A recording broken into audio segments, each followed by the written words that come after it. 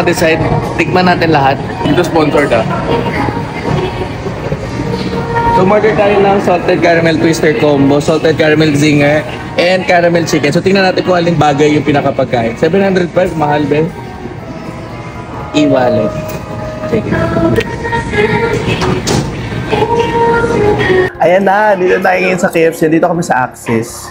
Kasi wala masyadong tao dito. And nagsisisi kami kasi bukod sa matagal, pakainit na aircon. Mas buti lang fresco dito. So, ito na yung zinger twister nila.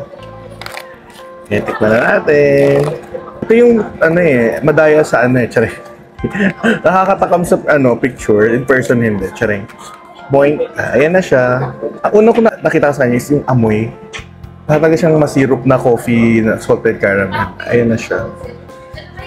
Huwag natin pakita. Huwag natin pakita yung tsura niya dahil hindi siya kanais-nais. Tsare.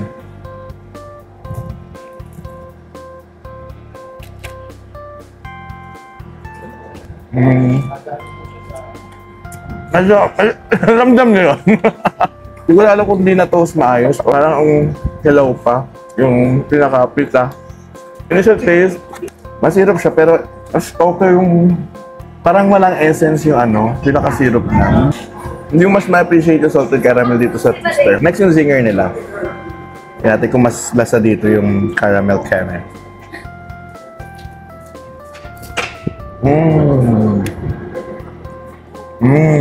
Bagay. Sarap.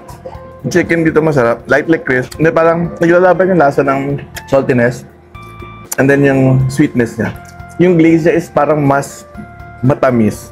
Parang siyang barbecue din ang lasa. Pero mas enhanced na level na may kick ng anghang. Next naman natin yung chicken. Ayan siya. Kapal ng sauce. Kapal ng sauce. Ganito yung gusto ko sa mga sauce ng chicken. Amoy talaga siya. Parang kape nga yung initial na maiisip mo. Parang XO. Parang XO yung amoy na. Natin.